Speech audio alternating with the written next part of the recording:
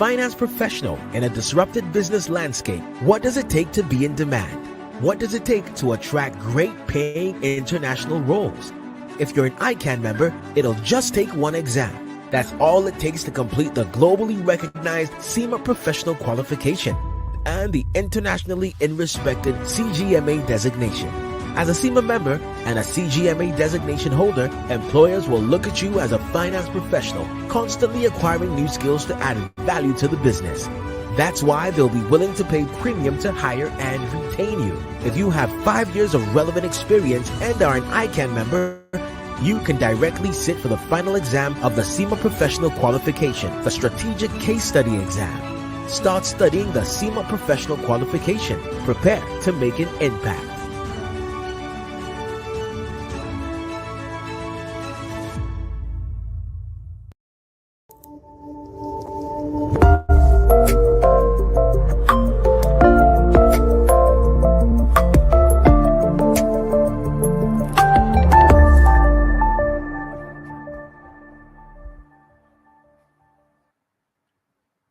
Good evening, our professional colleagues, friends of the Institute of Chartered Accountants of Nigeria, our students, ladies and gentlemen.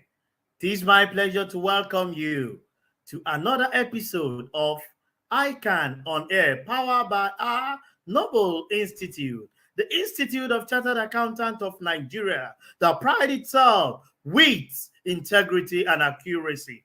And I have a topic before me this evening with a guest that is ready, fully prepared to do justice to the topic.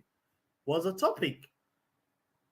Revenue reporting, IFRS 15, which cut across both for professionals and students writing our exams.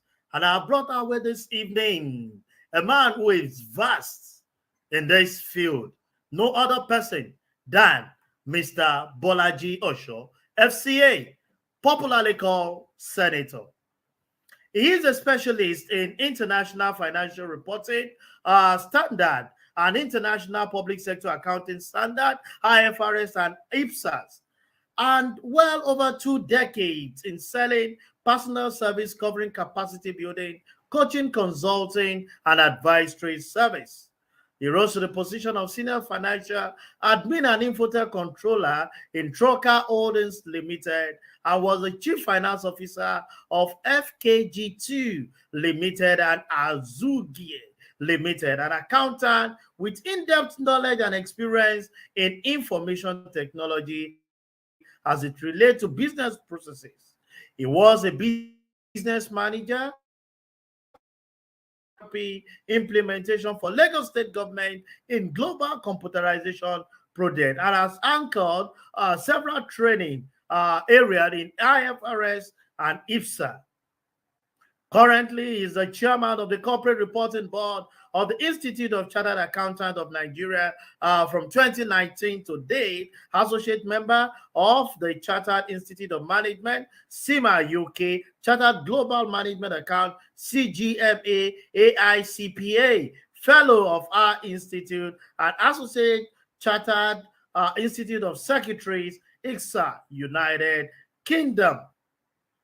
An executive director of Skills Future Professional and IQ Strategic Advisory, both are IFSAS, IFRS, Governance and Infotech Advisory firm situated in Victoria Island. Currently director in Speedcast Nigeria Limited, formerly Aris Caprock Communication. Sincerely speaking, the guest for today is a man that is well versed, loaded when it comes to IFRS and IFSA. But today we're doing justice to IFSA, IFRS 15, which speaks to revenue reporting. I want to go on a very short break. I believe that the professionals and the students are ready. Pick your book by your side. Get your pen ready. As I come in, wait, Mr. Bolaji Osho, after this short break. Stay tuned. I'll be right back.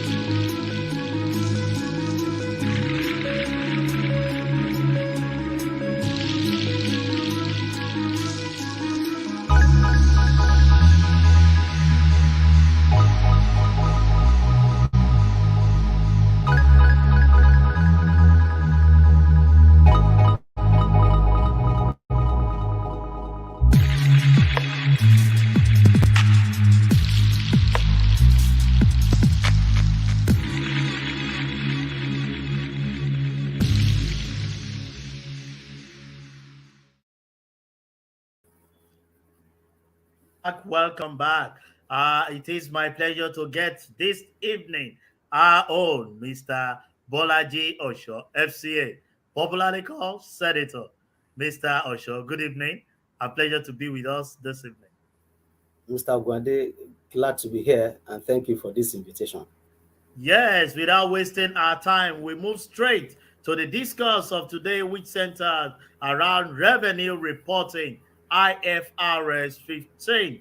Let me start this way by saying that IFRS 15 was particularly developed as a standard for revenue reporting.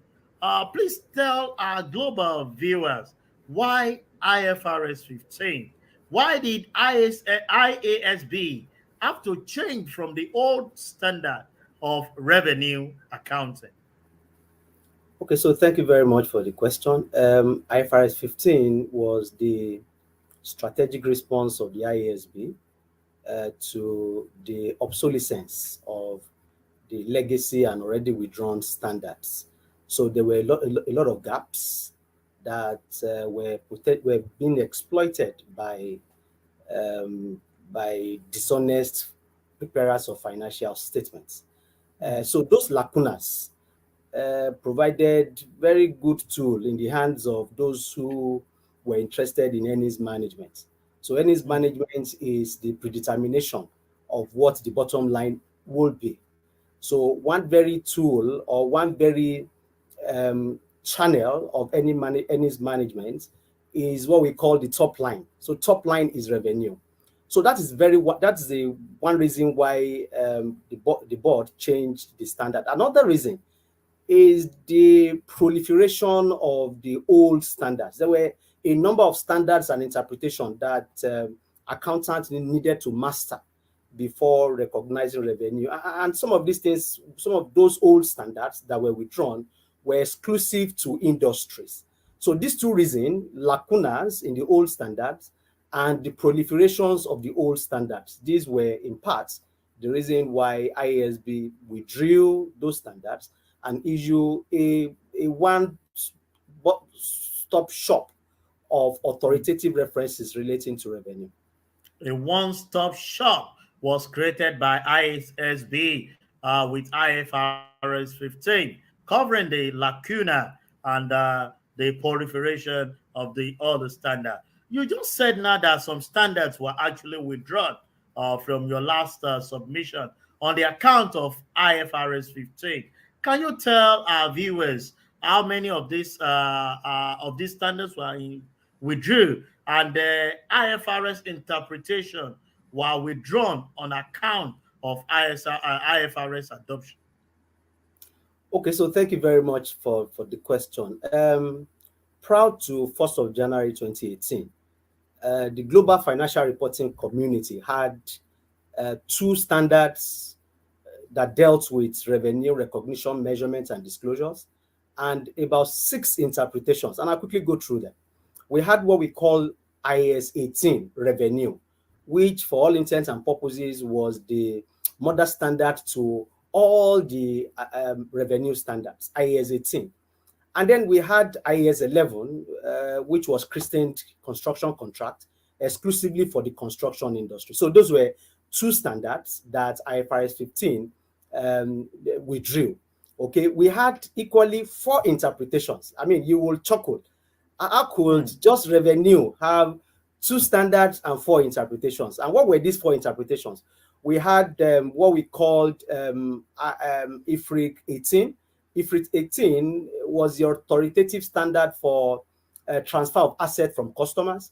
We had IFRIC 13, which was authoritative in customer loyalty program. We had IFRIC 15, which dealt with agreement for the construction of real estate. And the 4th one, we had SIC 31, which dealt with barter transaction involving advertising services. Now, you could imagine just one standard, rather, just one phenomenon, IAS 18, revenue recognition, being covered by 2 standards. There is perhaps no other subject matter that is covered by or with or by as many proliferated IFRS standard as the old dispensation. That is good. talking about two standards for interpretation. I imagine what accountants were going through preparing this. Can we continue by asking this question? Now that we understand the basis at which we migrated from the old standard to IFRS 15, can you please give us summary of the core principles of IFRS 15, at least for the benefit of our professionals here and our students in particular, who at the mentioning of Senator said they have to be a part of this program this evening? Okay, so thank you very much for the question yet again. IFRS 15, revenue from contracts with customers,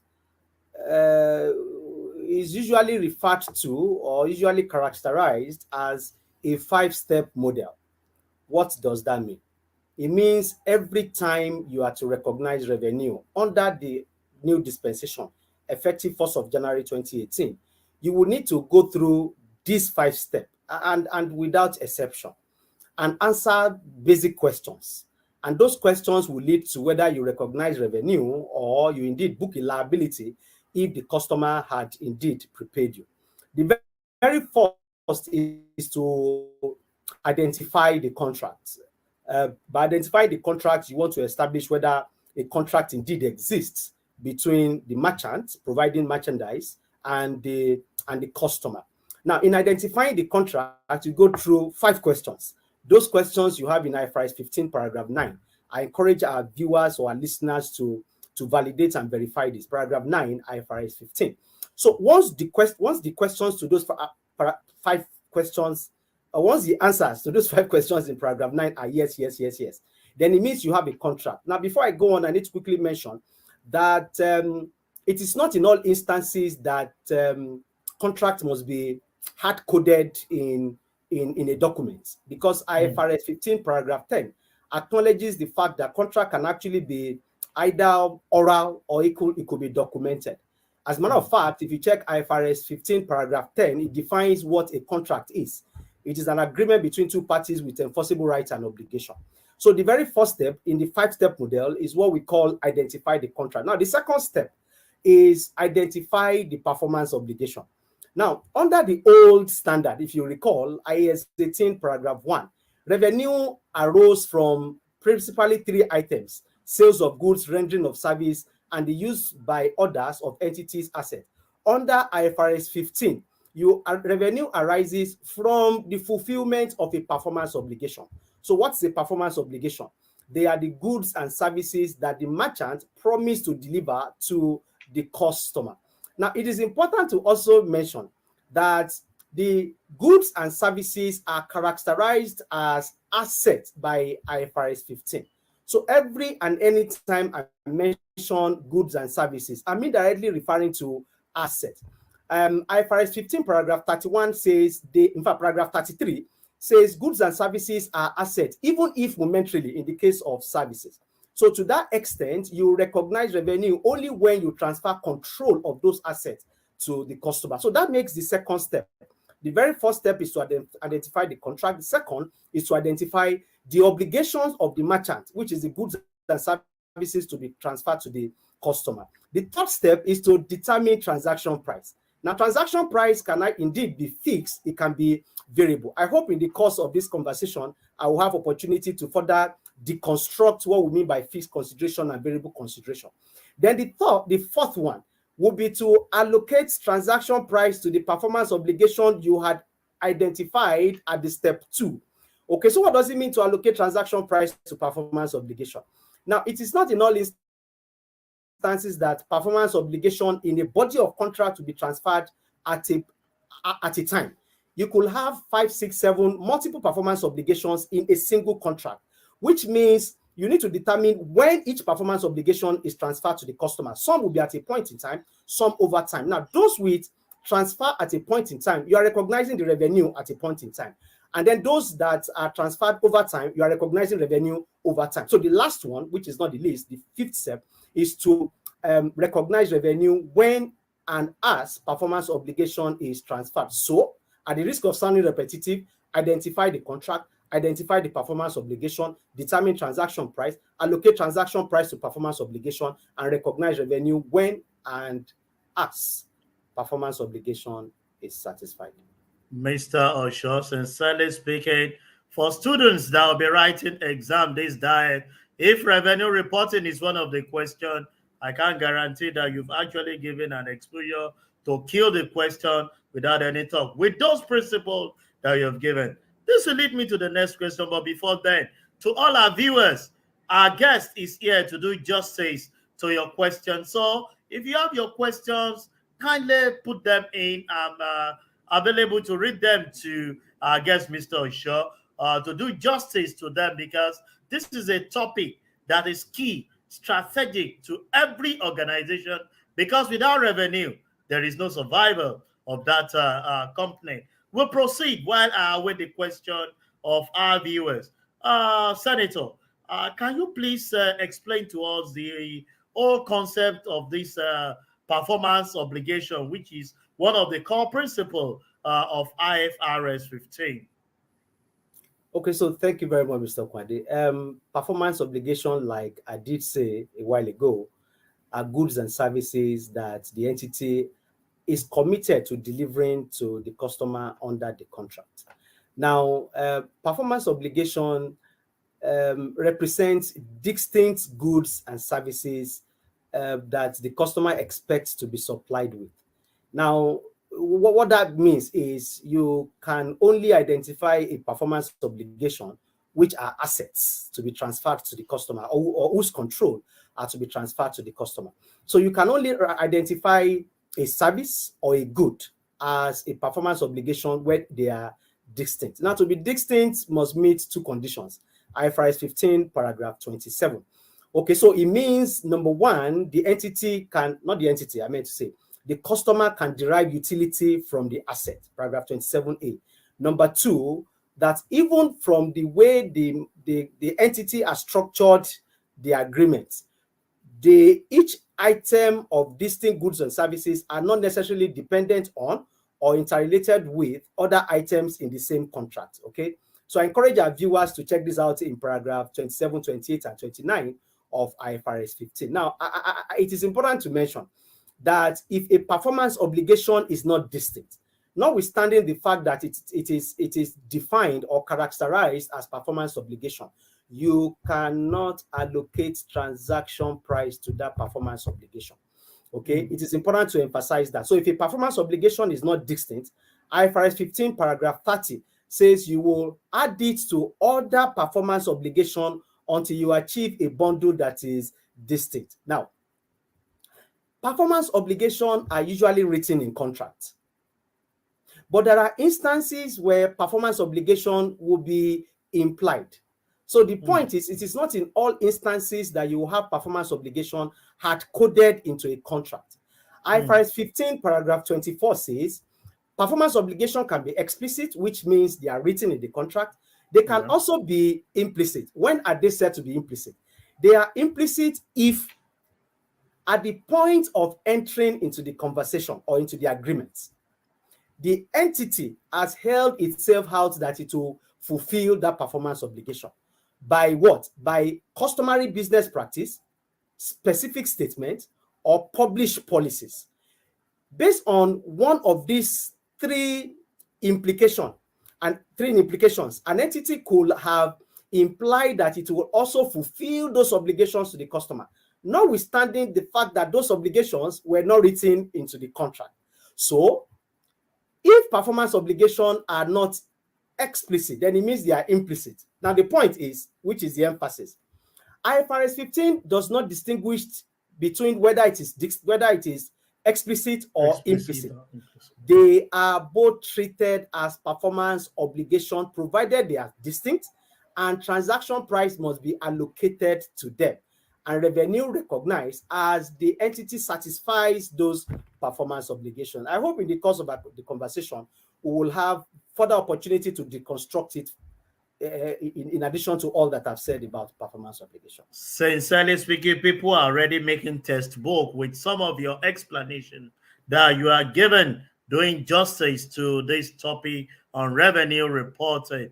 And for our students who are connected and the professionals that may be having one or two things, this is the time to ask the professional who have understanding of IFRS and IPSA to do justice to some of these questions. But today, for emphasis sake, we are on IFRS 15, which is on revenue reporting. Mr. Shaw, some members had sent in some inquiries, and this I want to take that you clarify between contract assets and trade receivable, because there seems to be some similarities between them. Please clear our curiosity and that of our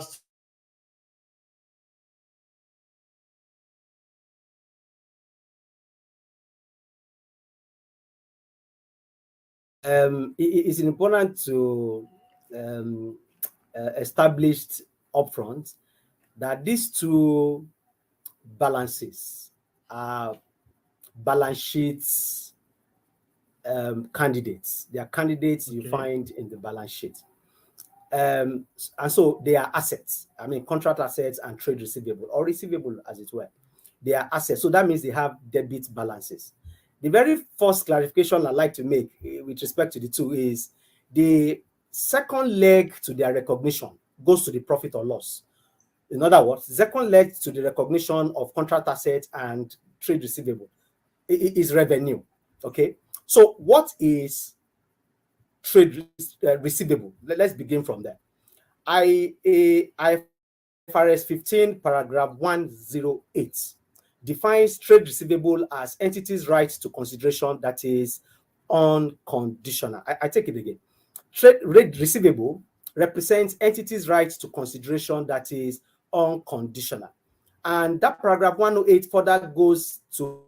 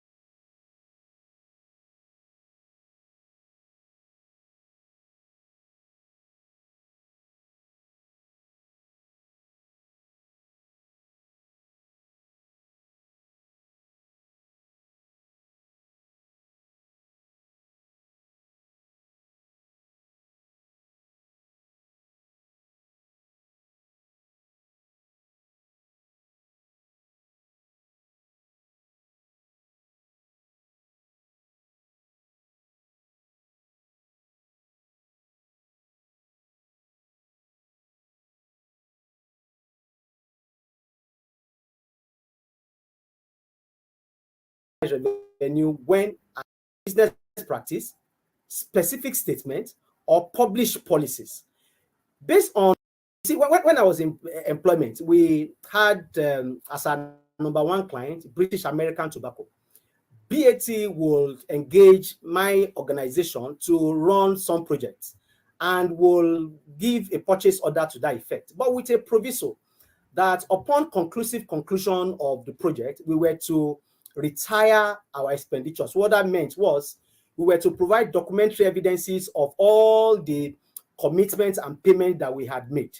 So what it means is, even if you have done everything required, but you are yet to retire, BAT will not even accept your invoice, let alone begin to process your payment. Now, Imagine as at 31st December, as an entity or as a merchant, you have delivered to specification, but you are yet to retire. Of course, IFRS 15 required that you recognize revenue for that year. Why? Because you have done all that is required. But because you are still expected to do something, what is that thing? To retire. You do not have receivable yet. And as such, you will recognize revenue, but instead of debiting receivable, you will debit contract assets. So in summary, contract asset is referred to as unbilled revenue. In other words, revenue that you have earned, but for which you are yet to send your bill to the customer. I hope that suffices. Otherwise, during the question and answer, we'll have further opportunity to clarify. You've made the clarity just very explicit for our viewers to connect. And while you're doing justice, let me especially recognize our revered past president. He chipped in something recognizing you, honorable senator, that he cited you. You should keep up the good work. Let me proceed. That is past president Razak Jayola, who is on this call this evening. Let me quickly take Ruth Baba's question. He's asking that for an utility company, I'm sure these are the power sector people, selling power to prepaid customer. When do you recognize the revenue from those cash sales? Okay, so before answering or speaking to the question of the person that made the inquiry, Mr. President, I'm so inspired to have you here. Good evening, sir. So to the question, I did mention at the onset of this conversation that the fourth step in the 5-step model is to allocate transaction price to performance obligation. And the final step is to recognize revenue when or as performance obligation is satisfied. Now, for those in the power sector, indeed, for anybody in the service sector, you will very much not likely recognize revenue, notwithstanding the fact that the customer had prepaid you. As a matter of fact, IFRS 15, paragraph 106, required that if you collected as a merchant or this provider of goods and services, if you were paid upfront by your customer, you must recognize that upfront payment as a contract liability, and then begins to discharge the contract liability to the what we call the top line in the profit or loss as you provide as you fulfill the performance obligation. Now, to summarize this intervention, it means you will recognize revenue to the degree of the power consumption, okay, by the customer. So if a customer had prepaid you, you book a liability, and as the customer, for those in the power sector, it is expected, because it's an IT intensive operation or IT intensive phenomenon. It is very, very much expected that there will be a dashboard through which the Ikeja Disco or whatever Disco can determine how much of the prepaid power, the prepaid energy, had actually been consumed by the customer. And this is not limited to just the power sector. It cuts across all services, GSM. I could go on and on. So for those industry, you recognize revenue as performance obligation is satisfied. Now, there's another point I would have liked to make. I sincerely hope, but we don't have time. I sincerely hope somebody will ask a question that is tangential to it, and I'll use it as an opportunity to make the clarification. Yeah, before I come to Mr. Lola Jones' question, let me quickly pick up this conversation about non-refundable upfront membership fee paid by new members of Social Club and Earth Club. Prior to now, the non-refundable upfront fee were recognized as revenue upon receipt. Has the practice changed under IFRS 15? Okay, so thank you very much for the question. What I'm about to say is not peculiar to the question you just asked. is one of the fundamental, central, cornerstone principle of IFRS 15.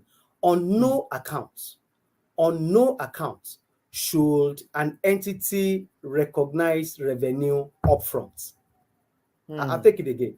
On no account should an entity recognize revenue upfront, irrespective of whether the client has paid or not. As a matter of fact, IFRS 15 paragraph 31 requires that you recognize revenue.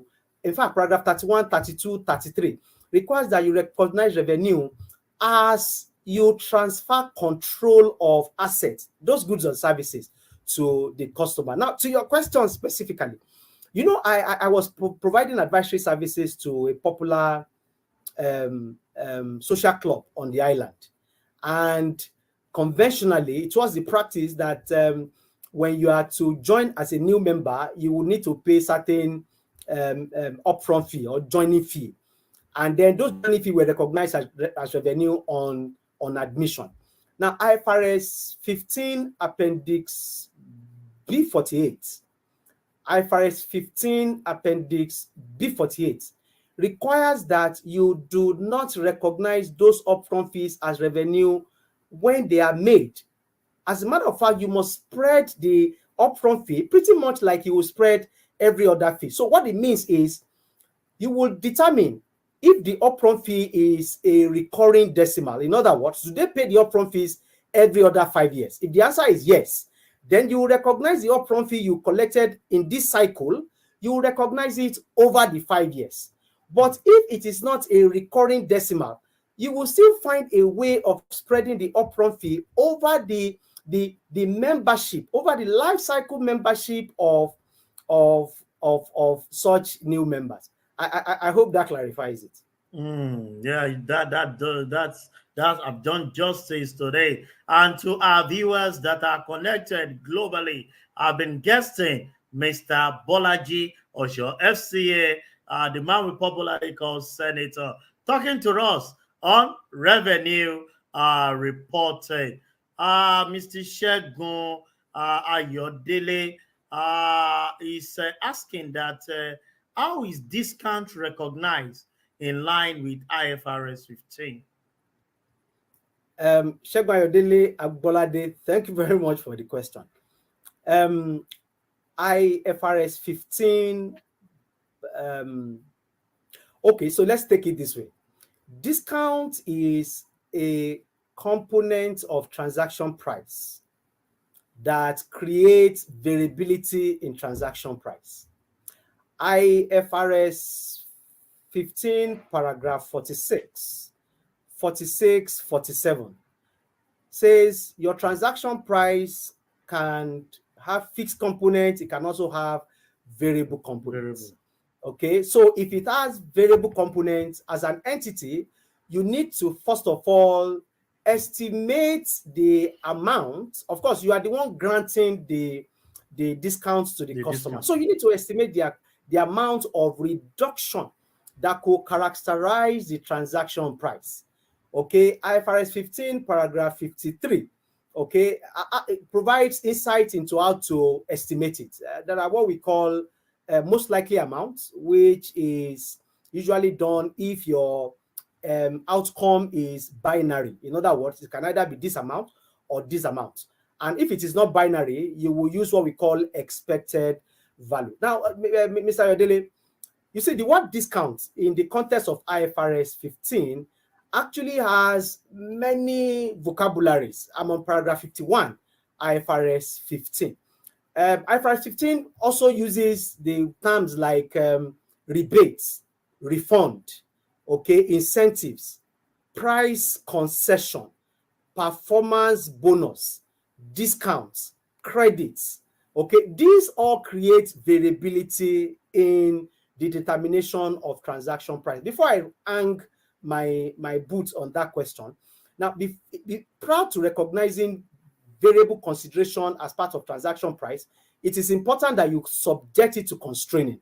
Okay, I hope in other interventions I will have opportunity to further clarify what it means to constrain the estimate of variable consideration. And that will lead me to the question before I come to Mr. Kalu on that constraint of variable consideration. Considering your unparalleled experience on this standard, which you've been doing justice to, can you speak to the concept of fixed consideration and variable consideration and what it means to constrain the estimate of variable consideration, so that we'll link it to your last statement? Okay, so thank you very much yet again. We did say a while ago that transaction price could have fixed elements. It could also have variable elements. But before you include transaction variable consideration as part of transaction price, you need to estimate it. And it is important to give perhaps a metaphor here. Okay, so imagine you have engaged me to deliver to some projects, and you had commissioned me with a fixed price of 10 million USD. In other words, upon satisfactory delivery of my service or goods, I will be paid $10 million. Because that sum is certain in timing, it's also certain in amount. We call it fixed consideration. Imagine that as part of the understanding, I will be entitled to 20% of that 10 million USD as bonus if I deliver within a time frame. What it means, following the anecdote I just created, is that the transaction price has fixed component, which is the 10 million USD. It also has variable components, which is the 20% of the 10 million USD if I'm able to perform within a limited time frame. Now, IFRS 15 requires that I subject it to constraint. What does it mean? It means the standard requires that I approach the variable consideration with the mindset of conservatism, that I filter the variable consideration through the lenses of prudence concept. I should not overstate the amount of variable consideration to which I expect to be entitled. As a matter of fact, IFRS 16, paragraph 56, requires that you include some or all the amount of variable consideration as part of transaction price, only to the extent that it is highly probable that a significant reversal in the amount of the cumulative revenue recognized will not occur when the uncertainties associated with variable consideration is subsequently resolved. Now, to deconstruct that, what does it mean in simple English? It means, by all means, do not be bullish in the estimation, because I did mention in paragraph 53 of IFRS 15 that you need to estimate the variable consideration. Now, after estimating, please apply prudence in the measurements that you have estimated before including it in transaction price, so that you will not, so that it will eliminate the preponderances of you having to reverse the revenue already recognized on account of ambitious or audacious revenue measurement or transaction price measurement. That is doing justice to that question on the fixed variable and what it means to constrain estimate of variable consideration. I've been guesting Mr. Bolaji Osho, FCA, who has been doing justice to this, and I believe our viewers connected globally actually benefiting from this. Let me pick on Charles Kalu question, who is saying revenue recognition of for SMEs is covered in Section 23 of IFRS for SMEs. How does this IFRS 15 affect this section of the IFRS for SMEs? Okay, so Charles Kalu, thank you very much for that very thoughtful question. International Financial Reporting Standard is indeed the mother of many other reporting standards that derive their authority from IFRS. So I'm going to expand the question a little, Charles Kalu. I will speak to it in the context of IFRS for SME. I also speak to it in the context of international public sector accounting standards. Charles Carlo, with the fullness of time, the portion relating to revenue recognition in IFRS for SME will be revised in order to inherit the sum and substance of IFRS 15. At the moment, the IFRS for SME is a derivative, of course, a watered down version. It's a derivative of IAS 18 and some part of IAS 11. Okay, now that those standards, IAS 18 and IFRS 11, had gone into moribundity, it is just fitting to expect that the portion relating to revenue will soon, not even if, but it is when, okay, will be revised. Now that's to that. Look at this. IAS 18 and IAS 11 were also the key ingredients that led to, or that provides inputs into what we call IPSAS 9 in IPSAS. IPSAS 9 is revenue from exchange transaction. Okay, if you check IPSAS 9 and IAS 18, you will see mirror images of one another. My point is, the International Public Sector Accounting Standard Board had actually begun the process of revising both IPSAS 9 and IPSAS 23 in response to the change, the phenomenal change that had happened to the legacy revenue standard, which is what led to IFRS 15. Charles Carlo, I hope that speaks to your question. Definitely, Charles Carlo has actually picked that up, and a lot to gain from it. While we move on, Mr. Osho, I want to ask, are there uniqueness in the treatment of transaction costs incurred in revenue accounting under IFRS 15? Okay, so in my preamble, when you had asked why IFRS 15, recall that I adduced two fundamental reasons. Number one were the gaps in the old standard, and number two, the proliferation. Now let's discuss one of the gaps, which speaks to the question about cost recognition or cost measurement. You know, under the old standard, cost recognition was a driver of revenue recognition. In other words, if you did not know your costs, you will not recognize revenue because of matching concepts, understandably. This will had in IAS 18, paragraph 14, paragraph 14E to be specific. Now, there was also a major gap in the old dispensation.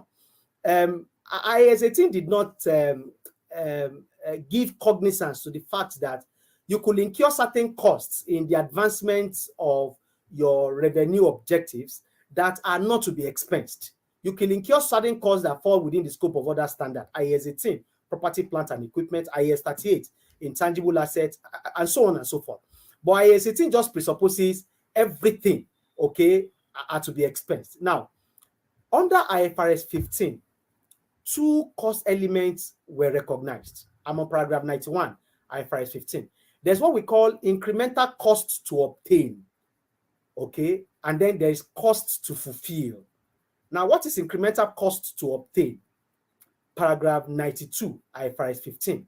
Incremental cost to obtain are the costs you incur simply because you have obtained the contract. I'll take it again.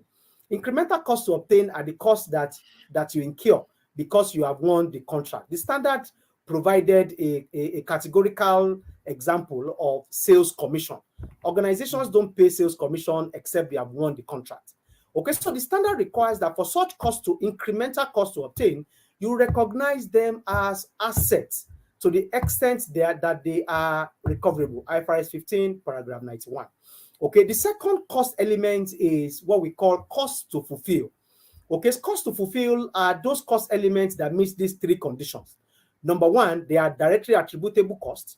Number two, they generate or enhance the resources of the entity that will be used to fulfill the performance obligation. Number three is that they are recoverable. When those three conditions are met, they are classified as costs to fulfill. Now, what do you do to these two cost elements? incremental cost to obtain and cost to fulfill. If I have time, I would like to talk about cost to obtain without the prefix of incremental, okay? Now, what do you do to incremental cost to obtain and cost to fulfill? You will recognize them as assets in your balance sheet. What that means is, under your current asset, in addition to current asset, contract asset, in addition to your receivable, we will have two new candidates, okay, brought about by IFRS 15, referred to as incremental cost to obtain and cost to fulfill. You are to amortize them to profit or loss over the period of the contract. Now, as I close on this topic, those two cost elements are to be dealt with by IFRS 15 to the extent that they are not within the scope of another standard, IFRS 15, paragraph 96. If they are within the scope of another standard, paragraph 96 of IFRS 15 requires that by all means, please treat them within the scope of those other standards, which essentially refers to IAS 16, property, plant, and equipment, and IAS 38, or indeed IAS. Yeah, brilliant submission by Mr. Bolaji Osho. Shuai Badmos wants to know if there is any provision in IFRS 15 for premium income recognition by insurance entity. Okay, so Shuai Badmos, thank you very much for that good question. IFRS 15 excludes certain industries, indeed, certain potentially recognizable revenue elements. If you check IFRS 15, paragraph 5, it identifies certain instruments or certain industries that are scoped out of IFRS 15. Okay, so one of which is the income earned by financial institution, which will be in the scope of IFRS 9, okay, and the income earned by IFRS 9, IAS 32, and IFRS 7 for disclosure, and the income earned by insurance company, which falls within the scope of IFRS 17. Shuaib, I hope that clarifies it. Yes, Olugbenga Folorenshaw also want to know that is it possible for a revenue to be derecognized or reversed if the customer encounter natural disaster after fulfilling the 5-step model? Okay, fantastic question. Fantastic question. Okay, so I did say at the beginning that in recognizing revenue, the very first thing is to go through a 5-step model. And the very first step is to identify the contracts. It's from paragraph 9 to paragraph identify the contract, determine transaction price, paragraph 1 to paragraph 21. Okay, identification of contract from paragraph 9, I meant to say, paragraph 9 to paragraph 21. If I said something different from what I just said, please ignore it. The contract from paragraph 9 to paragraph 21. You see, the conditions to be met before you conclude that a contract exists, you have it in paragraph 9. And they are, number one, the rights of those two parties can be established. Number two, approved.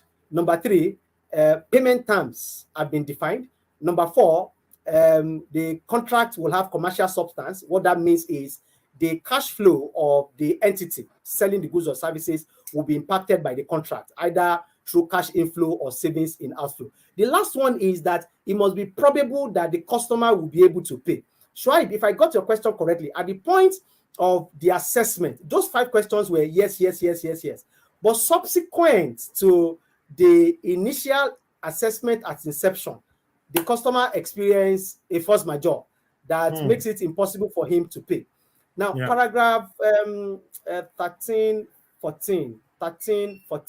In fact, paragraph 13 says you should not even reassess the conditions in paragraph 9, okay, except, I'm on paragraph 13. You should not reassess the condition in paragraph 9, except there's a change in fact and circumstances. So to the person who asked the question, paragraph 13 of IFRS 15 requires that if there's a change in the circumstances that crystallizes into variations of those 5 elements that I mentioned in paragraph 9, then you need to reassess. So what's the point? If the amount is irrecoverable, then you probably no longer have a contract. Please, you can confirm what I just said in paragraph 13, okay? But if you have gone too far into the soul of the contract, then the amount that is irrecoverable will be subjected to impairment, okay, based on IFRS 9, okay, using the simplified model of IFRS 9, Appendix B, Appendix 5.5.15, not appendix, paragraph 5.5.15, and Appendix B 5.5.35, IFRS 9. Iwe. This is doing justice to revenue reporting, and I want to believe that Folorunsho has gotten the explanation. Time will really not be our friend as we wind up. Let me quickly recognize this question, that you give clarity on the principle of breakage in IFRS 15 and how it applies to merchant of goods and services. Okay, so thank you very much. If I got it correctly, you pronounced it as breakage. Yeah. Okay, so breakage is a new vocabulary that IFRS 15 Appendix B45. In fact, it was the final word. It is the final word in Appendix B45 of IFRS 15. Another word for clarity for breakage is customers' unexercised rights. There are instances customer will pay for goods and services, and for whatever reason, they will fail to show up, okay, to collect the goods they've paid for, or to realize the service or enjoy the services they paid for. Now, IFRS 15 Appendix B45, of course, it begins from Appendix B44 and ends at Appendix B47, but primarily Appendix B45 says you recognize such breakages. Now, I don't know whether the plural exists. The standard just use the word breakage. You recognize the breakage as revenue. But before you recognize the breakage, what's the breakage? Customer have paid you, and for whatever reason, years upon years, 5, 6, 7 years, they have not shown up. You may not even wait for that long. Recognize those amounts as revenue.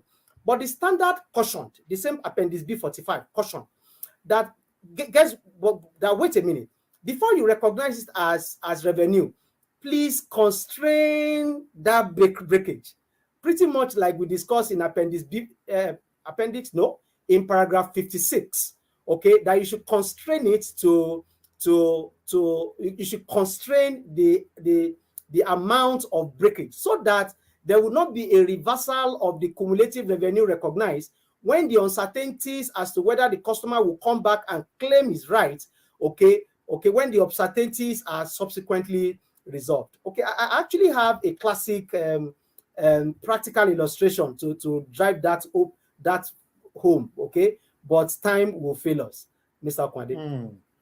Sincerely, I've made a due consultation with time all the time that I'm on this program, but it will not be my friend because it's always winding up gradually. Before I give the final shot, there was a question from one of our students.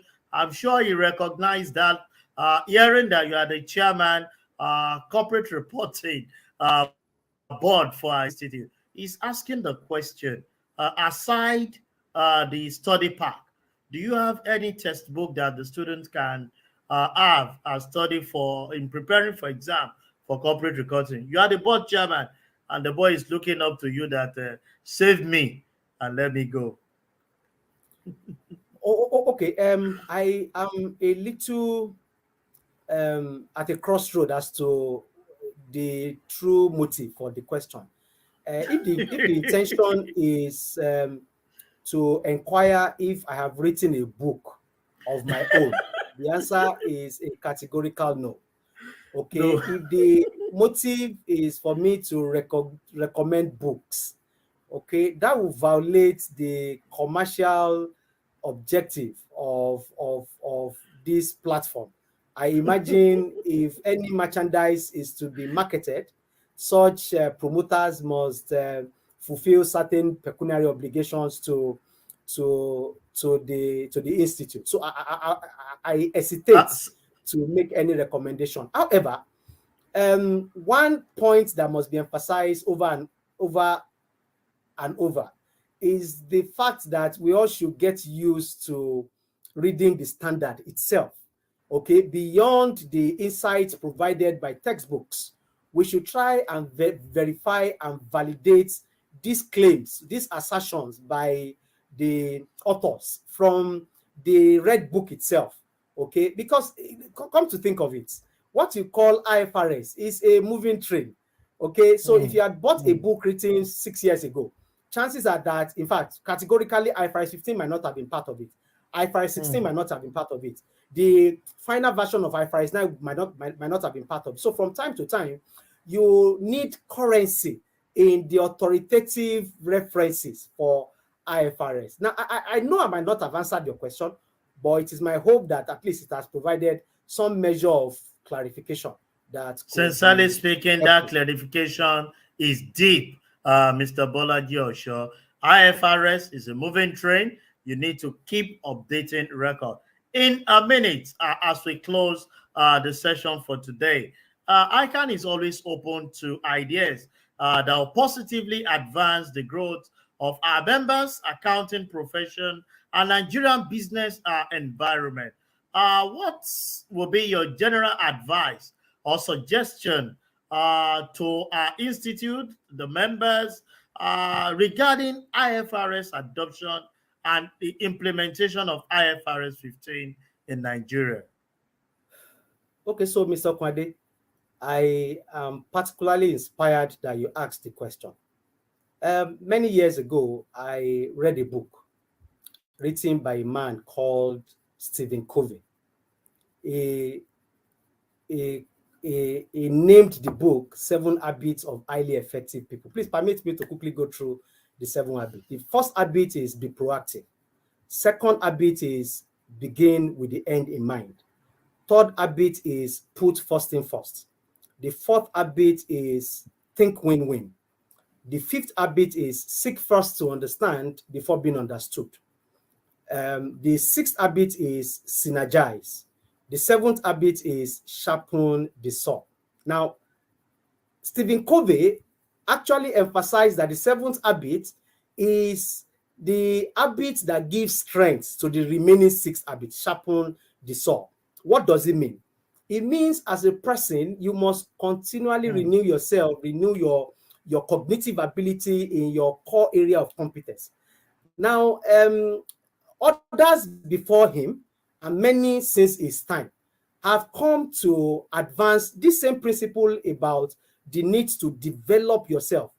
One of the most popular or most important American presidents, Abraham Lincoln, was quoted as saying this president was regarded for his energy and for his productivity. He was quoted as saying that if he's given 6 hours to cut down a tree, he will spend the first 4 hours to sharpen his axe. Incidentally, Abraham Lincoln was a professional woodcutter. So he must have meant that both literally and figuratively. So what's my point here? As members, we should constantly renew our cognitive abilities in financial reporting. We should step up our game and increase our capacity to provide solutions to business problems so that we can live up to the creed and the value of the certificate we carry. If we do not, we will claim to be chartered accountants, but we may not reflect the value proposition that the chartered nature of the accountancy provides. Now, for those that are asking themselves, so how do I step up my game? How do I change addresses? Okay, in this area of IFRS, how do I become a force? How do I become a specialist in IFRS? I chair a committee in ICAN called Corporate Reporting Faculty. In fact, a training program ends tomorrow. When next programs are advertised, we encourage you to make it a reality with us. Come listen, and we can make experts out of you. Interestingly, Senator is a regular speaker in those programs. Now, Mr. Kwade kept humming, which means I need to cut it. And on this note, I say thank you very much. Thank you very much, Mr. Bolaji. Your time will not be our friend, and you've actually done justice to this today. On this note, I'll be cutting it a close. We sincerely appreciate you for spending your evening with us on ICAN on Air this day, Thursday, 3rd of November. And to all our viewers, thank you for making our time for us today. And make it a